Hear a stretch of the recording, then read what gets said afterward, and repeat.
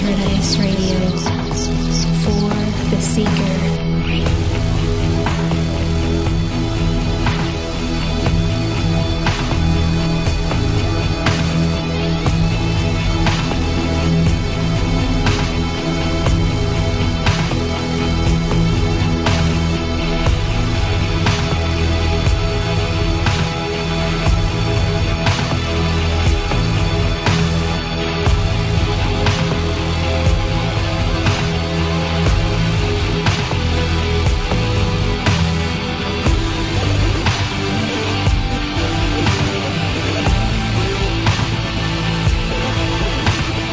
Everyone, welcome back. Thank you for being here. You're listening to Red Ice Radio, and my name is Henrik Palmgren from Sweden. RedIceCreations.com and RedIceMembers.com is the websites where you will find much more of what we do. Author and speaker David Icke is back on the program today to talk about his latest project, the new media channel The People's Voice, and his upcoming book, The Perception Deception. We could, of course, do a lengthy introduction to convey his past achievements and past works, but I think you guys know David Icke by now, so we'll just get straight to it.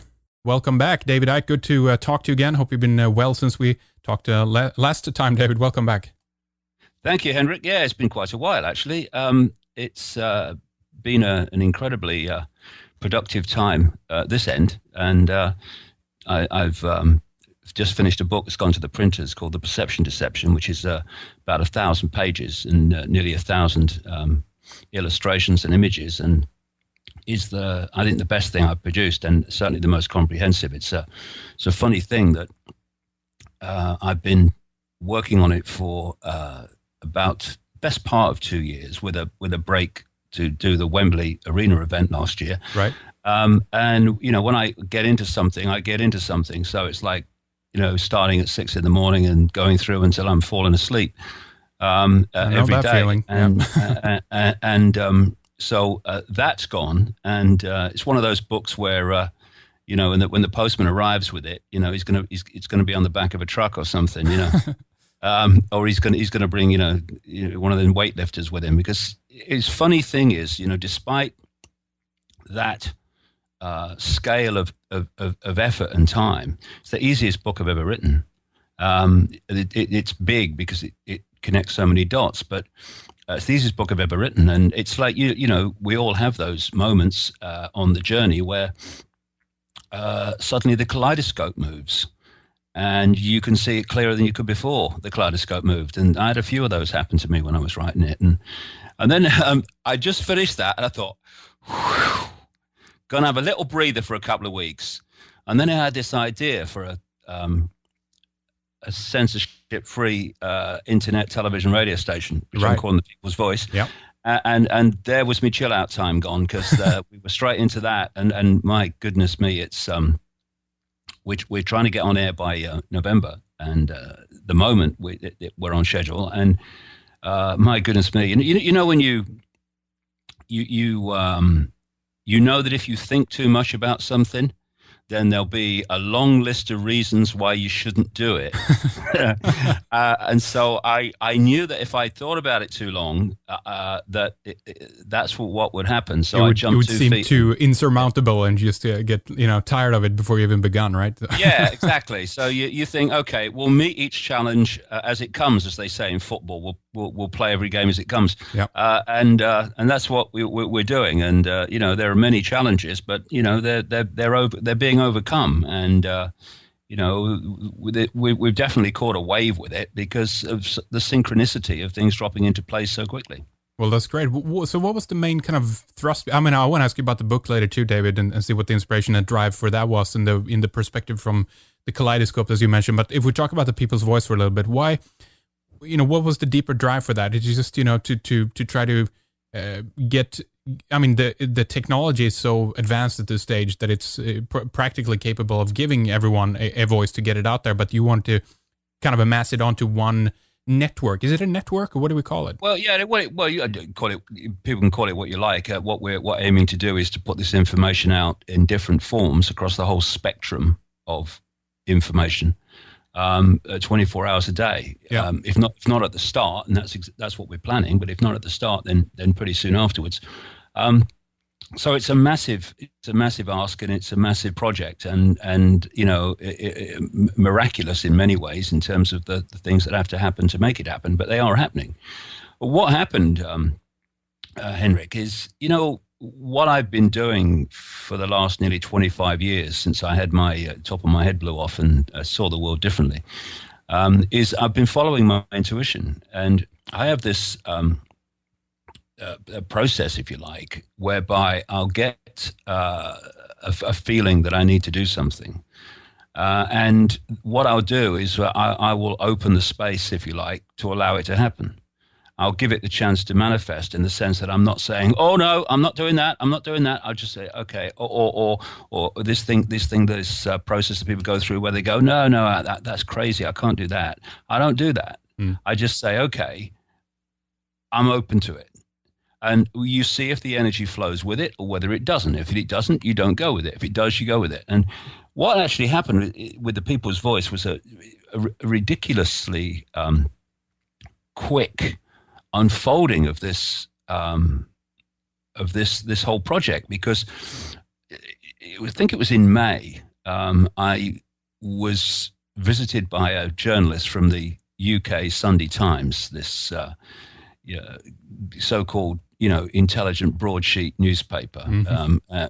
Forget it. But he arrived with the usual concrete above the neck. He had the story written by the time he arrived, and the reason I did it, because it's been a long time since I talked to the media in that way. Was because they said it's going to be in our Sunday magazine and it's going to be over many, many pages. So, all right, we'll give you a chance, see if there's any intelligence has broken through. And he turns up, and even though, yes, he was going to write an article over many, many pages, he hadn't read a single page of any of my books. As usual. Yeah, usual. I mean, if you're going to write a quick news story about someone, then you don't expect them to have read your books. But when you're doing a major article over many pages in which you're going to try to dissect this guy and give your opinion on whether he's what he's saying, and of course, the opinion's always the same. Anyway, he comes along and he leaves, and I thought, after all this time, I've given these idiots a chance, and they're just shown they've not moved an inch. Despite world events and all the things that are confirming what we're saying all the time. So what's the point in talking to the mainstream media? We're never going to get this out through the mainstream media. And synchronicity, again, a friend of mine, Mike Lambert, who runs the Shane Clinic about 5 minutes from my flat, he's a world-class healer. And he called me, he said, on the Isle of Wight, we've got this little island I live on, we've got a version of eBay called White Bay, which is basically an internet car boot sale, as we call them in Britain, right? And or garage sale, as they would call them in America. And so he said, "There's an internet radio station for sale, £500." What? Anyway, it wasn't for us because it just the size of it just wouldn't work. But this guy had done his best to create it and stuff like that. But it wasn't that was the key. It was the idea. Well, why don't we?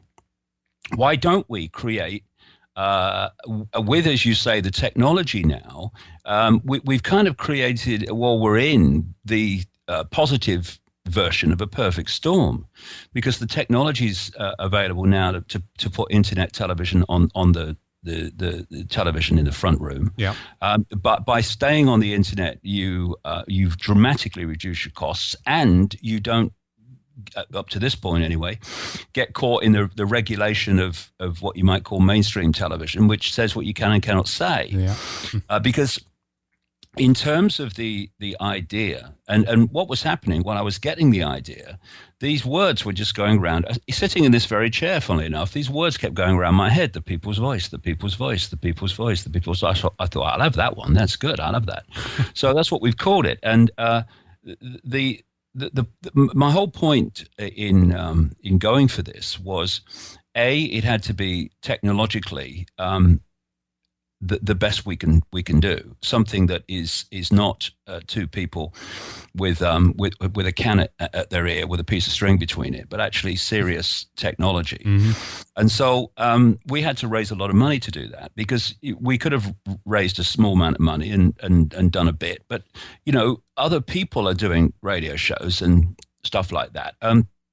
What's the point in repeating what's already there? We need to take it further. Otherwise, there's no point in doing it. Right. So I'd never heard of these crowdsourcing websites. I never heard of crowdsourcing. But Sean, my partner in this, it's a non-profit making operation. It all goes into the station. There's no dividends for shareholders and all that stuff. But he had heard of these crowdsourcing things, and we tried one called Kickstarter, which is probably the biggest in the world, and they turned us down because we didn't meet their criteria. Well, we did, so there had to be some other reason. Yeah, it was a ridiculous decision. Anyway, then we tried. I think it's the second biggest, Indiegogo, and they took us with open arms, and we asked for an initial £100,000, which I made the point at the time is the absolute minimum of the minimum to go on air, and it wouldn't have been anything like what we wanted. But we ended up the enthusiasm and the support for it was extraordinary. We ended up in just over a month having £300,000 donated with about $500,000. So the capital is there to get the technology. We're just securing a studio now in London, actually as I speak almost, which we're going to complete the deal next week. And we have many of the presenters that we want to do for live programs out of the UK and out of America, and others around the world as well. And when I look at when the idea came in late May time, that time, to where we are now in where are we? Not even mid-August. It's just ridiculous. It's just ridiculous. Yeah. And we've got people at the moment, Sean and the core people, which not very many. This is why the workload is fantastic. They're in America as we're talking, sorting that side of it out. And so it's one of those things where, it is so ridiculous in what we're trying to do in the time we're trying to do it that we'll probably end up doing it. You know what I mean? It's when you sit around and think, oh no, you can't do that. Oh no, that's too hard. Oh no, you'll never do that. Well, let's just have a go, shall we? And all I can say to people is we're going to have a go and see where it goes, because we're going to go on air almost certainly in November, not knowing where it's going. We don't know what the income stream is going to be to keep it going, because we, like I say, we don't want to mess about. What we're planning is a live 3-hour breakfast program out of the UK, and every program's global. It might come out of the UK, but it's a global. I mean, if something in Australia is the biggest story of the day, that's what we're going to be doing. Yeah. And then we're going to have a 3-hour live show out of London between about 5 and 8 with an absolutely brilliant mainstream journalist who's just so sick of the shackles of mainstream journalism. She's tremendously experienced, brilliant journalist. Journalists should be, Sonia Poulton, and she's going to be doing that. And then we're going to have a 2-hour program, live program out of America every day, and then live programs for 2-3 hours out of Britain and America at the weekends. And what I'm working on, this is really one of the things that I really, really want to do. And it's not easy, but I want to do a live program once a week for at least a couple of hours based on the Middle East. I want to give a voice to the voiceless and the silenced in the Middle East to tell their story, which never gets out through the mainstream media. Ideally, what we want to get kind of live streaming technology into places like Gaza, so people can speak direct to the public without anything in between. Because my philosophy is that apart from libel, which is fair enough, because we A, need to stay on air, and B, we don't want to say anything about anyone that isn't true anyway. But apart from libel, there will be no censorship. And it will be very, very interesting to see what happens when that energy is unleashed.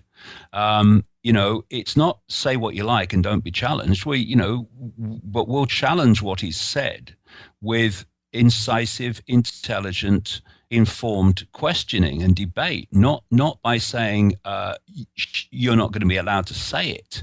You know, this. So you see where I'm going in sense of I wanted this to be something different, something that really took the shackles off, and not only that, went across the whole spectrum of suppressed information and suppressed people. So, for instance, it's not just going to be about conspiracy and alternative health and all these subjects that we talk about. It's actually going to give we're getting a whole department, if you like, together, and there'll be a few at the core who work full time, who will be paid. Not me. I'm doing it completely without payment, not just now, but ongoing. I will not take a penny. But we get in a group of people, and they're volunteers, but with experience and passion for the subject, to create programs that give bands, musicians, poets, comedians, artists of various kinds the platform to express their talent, express their view, express their uniqueness, express what they've got to say through their various means. And these are people that the corporations wouldn't even go near.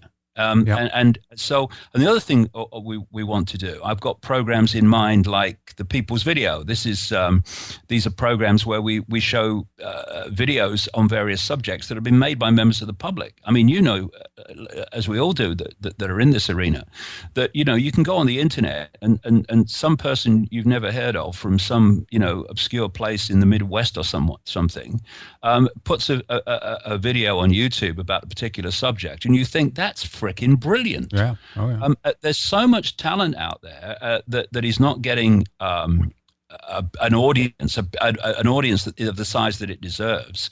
And what we want to do is to produce programs from this material and get people on the air to talk about why they made it. What is it about this subject? What information have you got to share with us about this subject?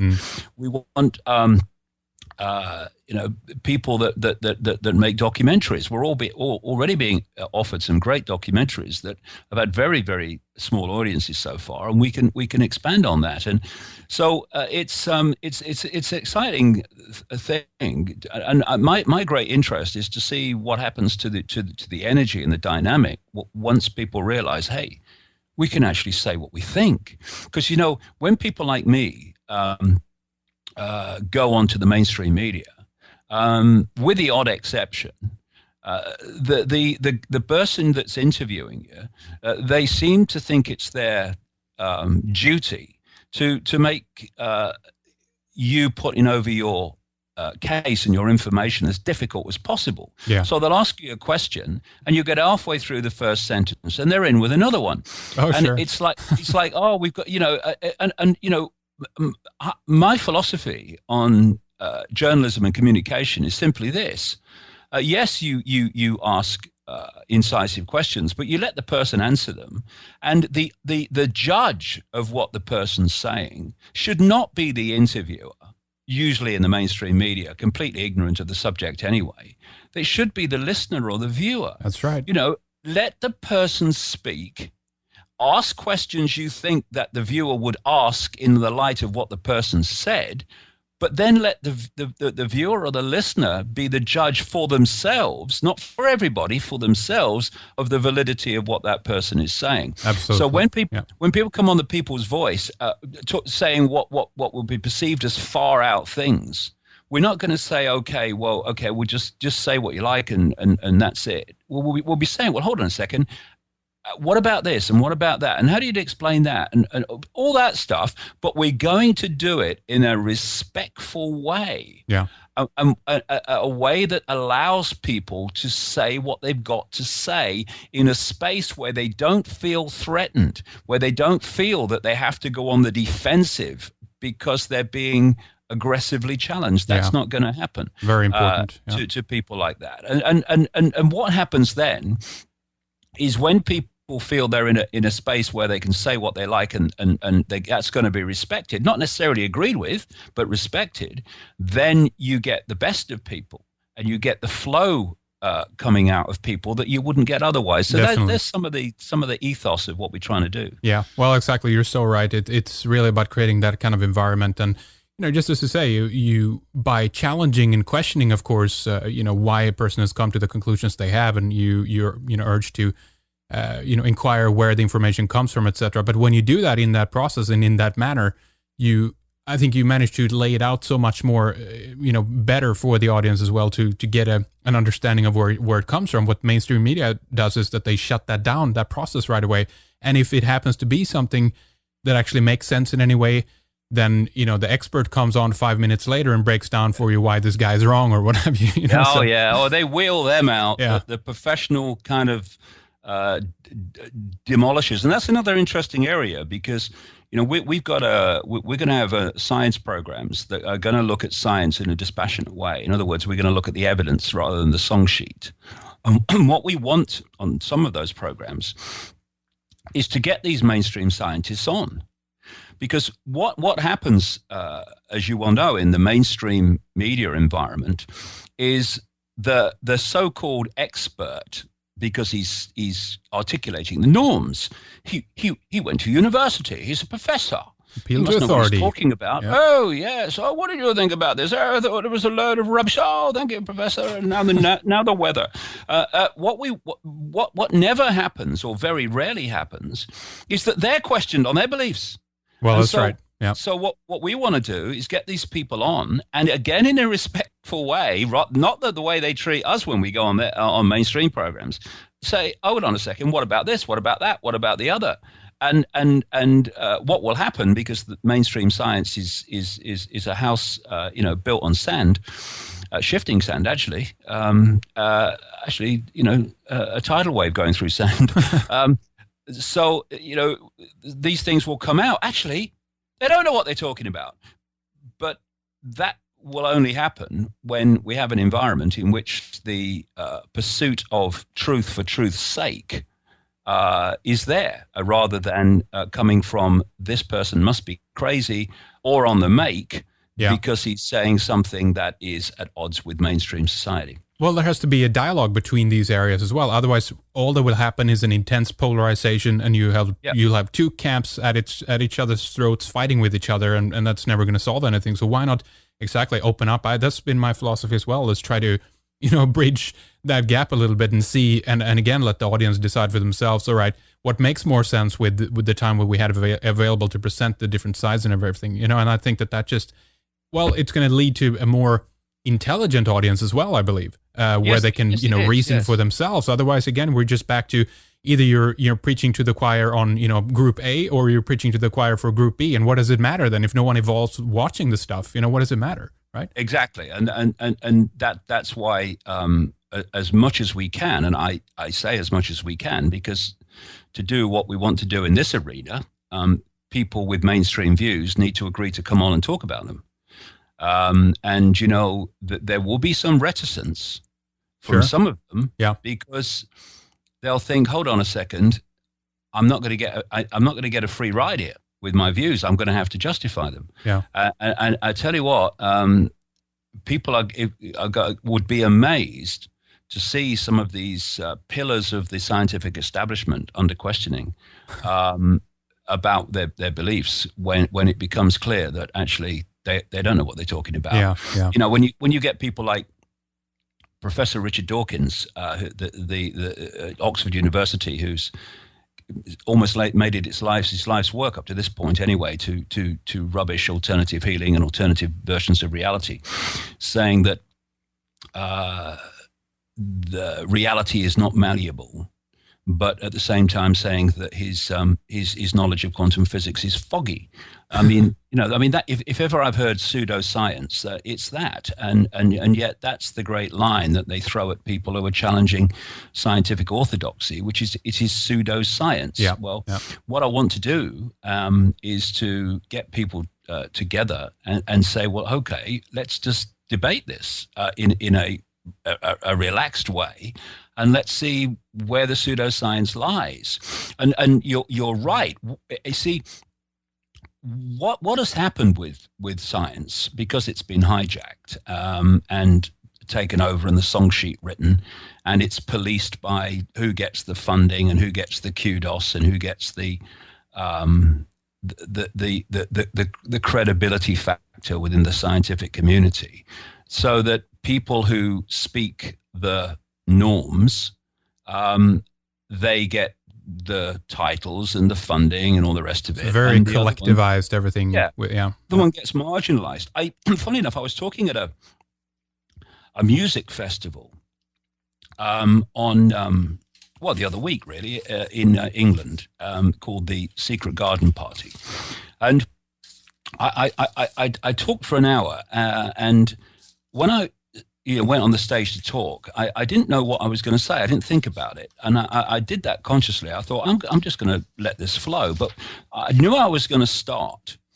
And what I did was just write down a few official dictionary definitions of certain key words, because the theme of this music festival was superstition.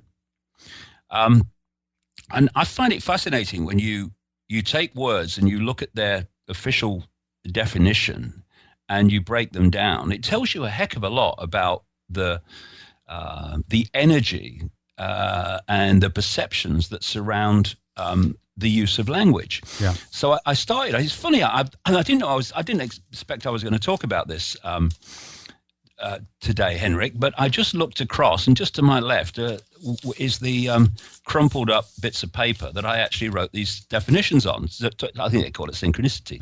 Anyway, I took superstition, and that is, according to the official definition, an irrational belief that an object, action, or circumstance not logically related to a course of events influences its outcome. An irrational belief that an object, action, or circumstance not logically related to a course of events influences outcome. Right. It's also defined as a belief, practice, or right irrationally maintained by ignorance of the laws of nature or by faith in magic or chance. And also it is a fearful or abject state of mind resulting from such ignorance and irrationality. So I then went to the definitions of these key words that keep coming up. Irrational and logical. Irrational is something, it says, not endowed with reason and affected by loss of usual or normal mental clarity. And it is marked by a lack of accord with reason, this word keeps coming up, or sound judgment. How often do you hear a Richard Dawkins or people of that ilk say about alternative ways of looking at things, it without reason, it doesn't have reason. Always. So then you go to reason. And reason is defined as a normal mental state and sanity. So to have reason is to have a normal mental state. You then go to logic, which is a system of reasoning, the formal guiding principles of a discipline, school, or science. And finally, we come to the big one, which is normal. Yeah. Right. Normal is conforming to a norm, standard, or pattern and being typical.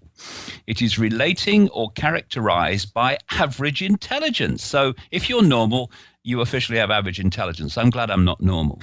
And normal is defined as being free from mental illness and being sane.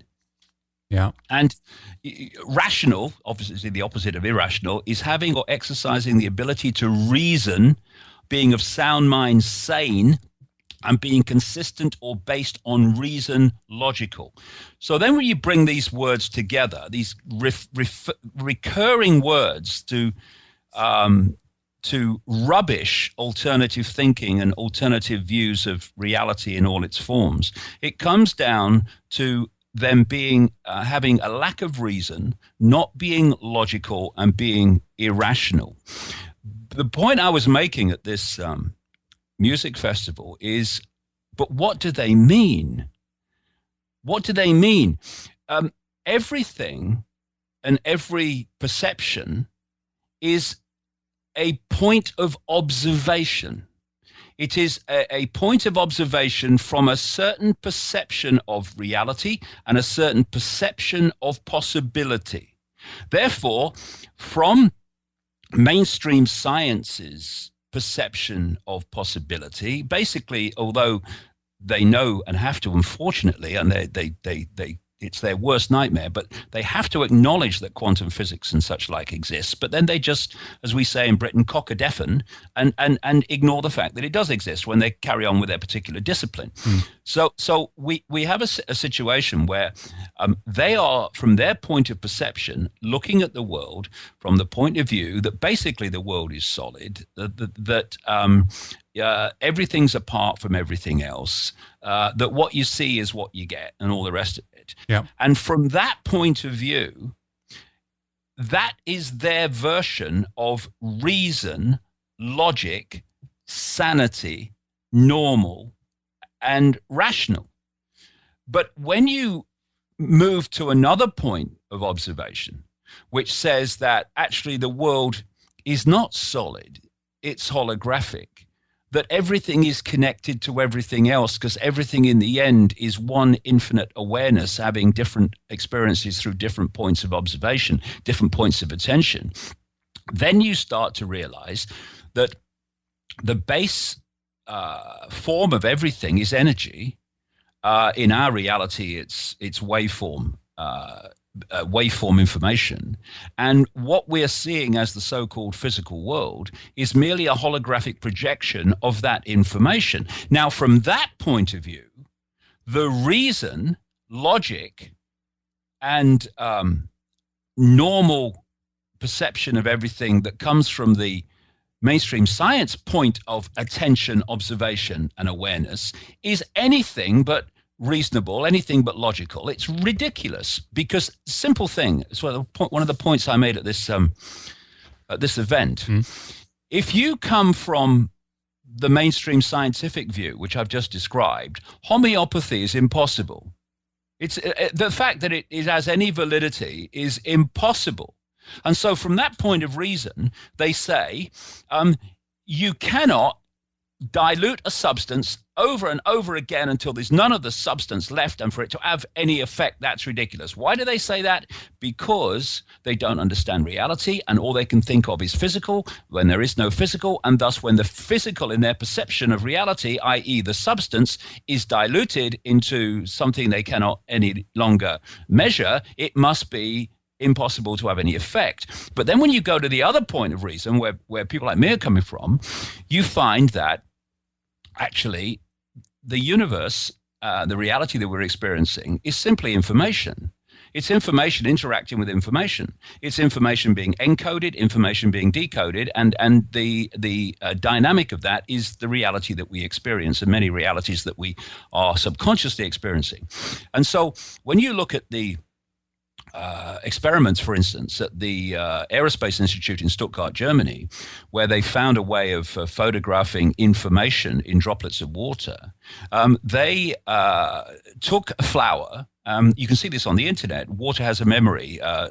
Aerospace Institute in Stuttgart. There's about a few minutes video which shows all this happening. I'm going to explain. Yeah. So when what they did is they got a flower and they put it in a tank of water. Just a big tank of water, put the flower in, then they took it out.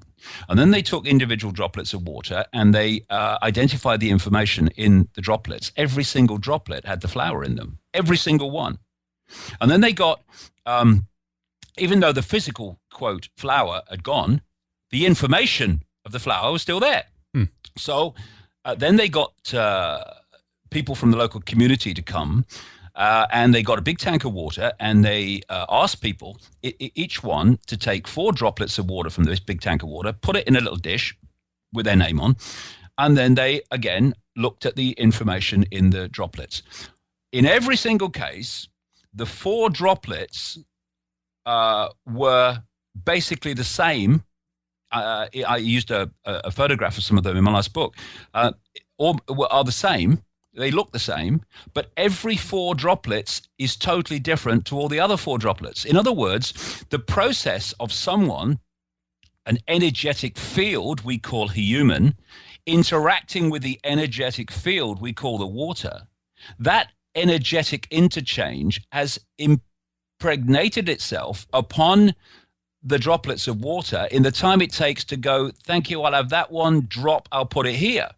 Now, so when you look from that point of view, it's not the substance that can be measured that is doing the healing when it's used properly in homeopathy. It's the information of the substance, which is its base form. The substance that you can measure and see is merely the holographic projection of the information. All that's happening in homeopathy is they go down to the information level. And I tell you what, Henrik, most homeopaths won't know this, because I've talked to some of them. They don't really know why it works. They just know it does. Well, this is why it works when you get it right.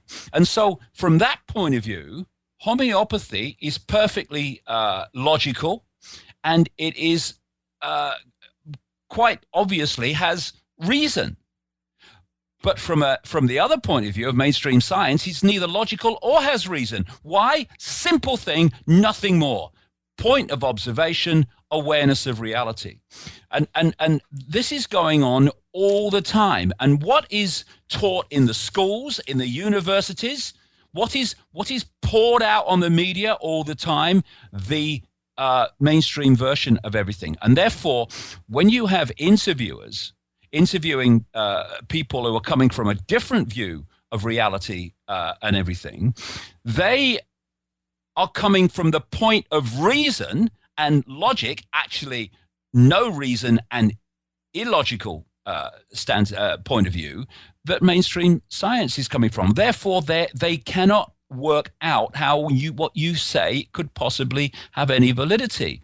And this is how the system works. It's so simple. If you can impose and make your norms the prime arbiter of truth, no truth, possibility or no possibility, then you can entrap the minds and perceptions of billions of people. Yes. And that is what has happened. Exactly. And that's why, if we're going to get round this, we have to find ways. This is what I'm trying to do with the People's Voice. We have to find ways of presenting information in a way that not only talks about homeopathy, but talks about why it works. You see, this is what I've been doing all these years. This is just the way my mind works.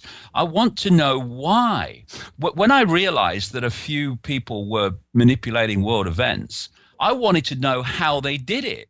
Because by understanding how they did it, first of all, it gives you a great chance of stopping them doing it. But by understanding how they do it, you can overcome this massive chasm of public perception when you talk about a few controlling the world, where they say, how can a few people control billions? It's ridiculous. But if you can explain how they do it logically and with reason, and you can, then that chasm is removed, because people not only see that or are told that it is happening, they can see how it can happen. And that's in my experience over the years, that is a massively powerful thing in getting people to go, well, hold on a second, let me have another look at this then. Well, exactly. I mean, what scares me about this, though, is that reality has become so homogenized. I mean, according to the definitions that you mentioned, this is about, again, going back to collectivizing reality. Just do as everyone else does in your culture, and you're going to be conceived, as the normal one. And as long as you're, within that boundary, you're fine. And if we're with the knowledge that has been, preconceived and accepted, if you will, then that's going to be considered to be fine. But as soon as you have something challenging that, nope, we're going to disqualify it by default. And it's not that you can't be skeptical and all that. What's interesting here as well is that all the things that you are talking about here and digging out are things that are coming also from the scientific field. These are results that are coming from the very own world that they are, advocating for. But at the same time, they've decided to just keep that out, shut it off, and don't look at it more. And I read this about when you talked about the Stuttgart water memory thing here as well.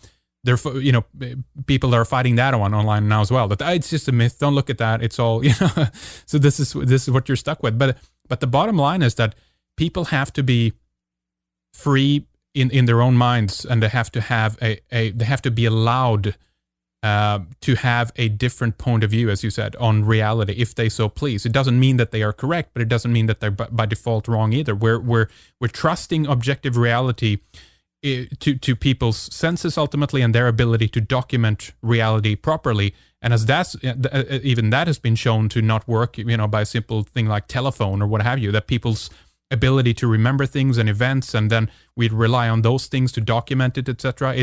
It becomes more fuzzy, if you will, David. Yeah, but it's not only about people having a view and is it right or wrong. I think it's also important that we encompass the apparently paradoxical to see that it's not paradoxical.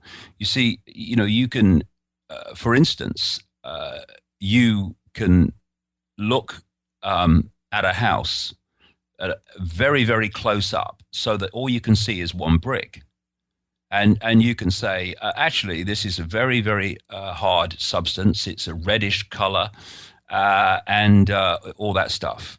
And that's all it is. There's nothing to it. It's just hard and it's reddish. Yeah, that's it.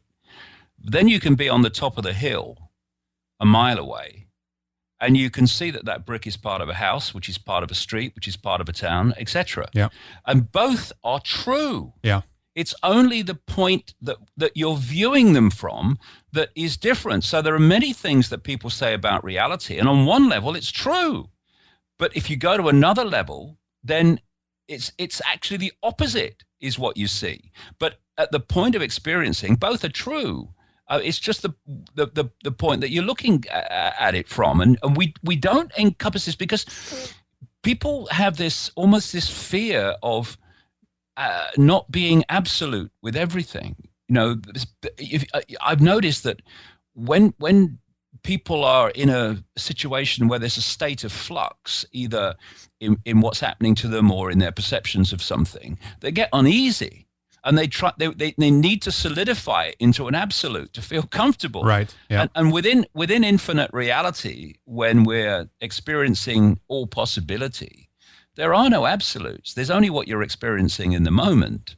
Well, exactly. And that's why it was called the uncertainty principle, the whole quantum physics field from the beginning, because it's uncertain, right? And that's why they're uncomfortable with it, Yeah, and if you look at the whole mentality of mainstream science, it is looking for absolutes all the time. It's looking for, I can tick every box and I can give you chapter and verse why this is true. The equivalent of looking at a brick and not realizing what it's part of is looking at this world and thinking it's physical. And if I've gone into this in this new book, The Perception Deception, because it's very, very interesting, and I think extremely significant, that this whole thing about the world being solid, the world not being solid, is absolutely fundamental. Because if you like I say, they have to acknowledge quantum physics because it exists, but once they've acknowledged it, they then ignore it. My knowledge of it's a bit foggy, but anyway, I can still talk in absolute terms about the nature of reality. And when you look at this, the world is solid, which is the whole basis of it. Well, what that does, it dictates scientific policy, it dictates health policy, because they don't know what the human body really is, so they don't know how to heal it. You see, if you're dealing with a hologram, thinking it's physical, and you're treating the hologram at the level of the hologram, thinking it's physical, then all you can do, you cannot possibly do anything else other than treat the symptom, not the cause. Because the cause is a flaw in the information blueprint from which the hologram is projected. Thus, there is a flaw in the hologram. Yeah. And thus, what do alternative, healers and methods of healing say? That mainstream medicine treats the symptom, not the cause. Well, when you look at it from the perspective I've just described, Henrik, it cannot do anything other than that. And therefore, when you are dealing with alternative healing, which is looking to balance the information blueprint, and thus, by definition, balance its projected illusion we call the physical body, then if you don't accept that there is any energetic blueprint, and mainstream medicine doesn't, then anyone that's talking that way is a nutter to you. Crazy. What they're talking about? They're talking a foreign language, and what happens is this: once you hijack, indeed not hijack, but create from the start, what we call mainstream education, you've created the foundation blueprint sausage machine from which everything else comes. Right. So you take a child from the earliest possible age. It seems to be getting younger than now all the time. Yeah. And then you take them through to their teenage years. And in that period, you have got almost complete control, because the media is just repeating what you're saying anyway, almost complete control of the information they receive to give them a fix on everything, including the nature of reality and the nature of themselves. Now, if you accept this programming really powerfully, and you regurgitate this programming down onto a piece of paper, you pass your exams and you become very, very successful. And so then you go to an elite university and all this goes on again. And then you leave your university and you go into your specialization. You might go into science. So when you enter science, you've already completely bought, with rare exceptions, you've completely bought the whole ethos of mainstream science, because you've just been learning about that all your formative years. Well, you might become a doctor. Well, you've already bought the ethos of medicine, because the basis of it, you've been taught all the way through your formative years. You go into the media, you become a journalist, you've bought the ethos of the system, and thus you report everything from the point of view of the system's version of everything, and people that say something different by definition are mad, bad, or all the rest of it. You go into the corporations, you go into all these different areas of the system from this education system, and you already are software programs of the system being plugged into different parts of the system. Yeah. And what that does is then police those institutions of people who maybe have not bought the whole program and are questioning the program. And they're the ones that get targeted, that get harassed, that lose funding, and all the rest of it. You know, it's so the way the system has been structured is all about the hijacking of perception. It's a virtual reality. That's what this is. I mean, we've disconnected ourselves from reality, created a complete different bubble that we're basically living in, or most people are living in now. It's disconnected from nature, has nothing to do with the fundamental drives of what makes the universe tick. But it's a software program, as you say. It's a virtual reality and exists inside the mind of most people who are walking around in this bubble. It's amazing. Yeah, well, I've said this before, and the more I observe the world, with the increasing numbers of people that are waking up from the program, accepted, of course, but it's more and more obvious to me that this program is so powerful, and it starts with parents, because you leave the womb and you enter an already programmed environment 99% of the time, because the parents have been through this system and they pass on the programming to their children, not overwhelmingly out of malevolence, but because they think it's the right thing for the children, because that's what they believe that it is. And so the programming goes all the way through, and it's very, very powerful, to the point where it is my view that vast numbers of people, I'd say the vast majority, it's changing, but the vast majority, go through an entire lifetime in this reality without having an original thought or emotional response. Yeah. It's all coming from the program. And when people say they wake up, I woke up. Well, they did. They woke up from the trance, which is the software program. And what do they say then? They say, why didn't I see it before? Because it's so obvious when you go beyond the program. But the program is, when you're in the program's telling you what to see and what not to see.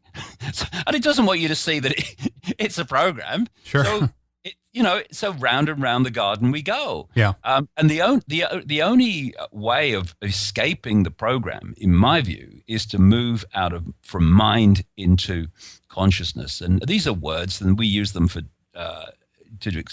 in different definitions of what we mean.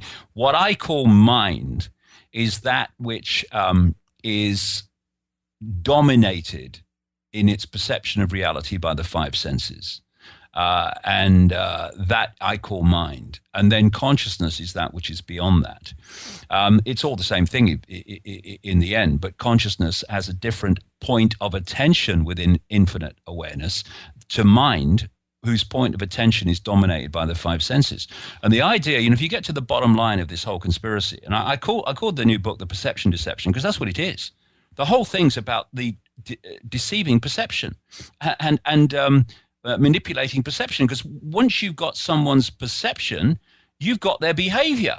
Yeah. You've got their responses. You've got their emotional responses. You've got their mental responses. This is what it's all about. And if you are dominated by the five senses, and if you look at this society, everything is watch this, touch this, feel this, listen to this. It's all enticing the five senses in. The idea, the whole foundation of this whole global conspiracy is to pull our point of attention into the five senses. Because once you do that and it dominates your reality to the point where you can't hear or be influenced by your greater consciousness, then you're not going to have that beyond this world filter of information and experience to give yourself a bigger picture fix on what's happening and why. You're dominated in your perception by what the five senses are decoding, and therefore, once the system has disconnected people from an influence of the greater consciousness and isolated their point of attention in mind-body, then that isolated fragment of awareness is then, through the five senses, through the media, the education system, parental influence, and all these things we're talking about, it can then program that isolated mind-body awareness to see the world in itself in a way that suits the agenda. And this is how it's done. We can talk about banking scams and we can talk about 9/11s and all these things, and we should, absolutely. My goodness me, I've been doing it for the best part of a quarter of a century. Of course we have to talk about that. But if we only talk about that, we are in effect like the doctor who is only treating the symptom and not the cause. The cause is the hijacking of human perception. And that's what we have to get back. And when we get that back, then everything else follows. Very good. Now, David, let's take a short break here. A good moment to take a few minutes also to talk about some sources here before we do that. Your website, of course, is davidicke.com. I think most people listening will be aware of that. But if not, davidicke.com is the website. But also then tell us any ETA on the perception deception, when that will be available. And also, of course, we need to talk about where people will be able to tune in to the people's voice as well. So let's talk about that, David. Okay, well, the perception deception has just gone to the printers. It's gone to the printers today, and so it takes quite a long time in the production process. I mean, I'd like it out tomorrow, but it should be circulating in October. October, yeah, which is a month before we planned, which is good. And so that will be out then. And the People's Voice will be a section of davidicke.com. So that we have to run one website instead of two, which with the people involved becomes very much easier. Yeah. So it will be a whole section of that, very much like other websites do it, where they have a radio show and the radio show is part of the website, but it's not going to be David Icke's voice. It's going to be the people's voice. I'm not having a show on it. People say, "Oh, there'll be a David Icke show." No, there won't. Well, you got to have that, David. Come on. This is not what I want to do. I mean, I'll be appearing on it because I've researched so many subjects, but I won't have a show, and I won't, hello, good evening, welcome, and all that stuff. I want other people to do that. I want other people who have talent and have knowledge to be given a platform, and I want as many members of the public to be involved in the information that's shared and circulated. So I ain't going to be there dominating the whole thing. Absolutely not. It's the last thing I want to do. And I do other things in my life anyway, like researching and writing books and all these other things. And there's another Wembley Arena event next year and stuff like that. So It's not going to be David Icke's voice, but it's going to be a section of the davidicke.com. All right, very good. The people's voice then. And also then heads up on the perception deception. You can keep your eye on davidicke.com for much more on that. Stay with us, David, and everyone else listening. We'll be back here in just a little bit. We'll take a short break. And we have another hour loaded with further analysis of our current predicament with David Icke coming up. He'll speak more about his upcoming book and the false science which most people let define their reality. We talk about how most people actually live in a virtual reality already. They reject information by reflex reaction, while the rulers are trying to create predictable collectivists who all behave in the same way. Later, David discusses the source of creativity, and we end the discussion on internet censorship, specifically in the UK, and why this approach ultimately will fail. To continue to listen, go to redicemembers.com, our members website, and acquire a subscription there.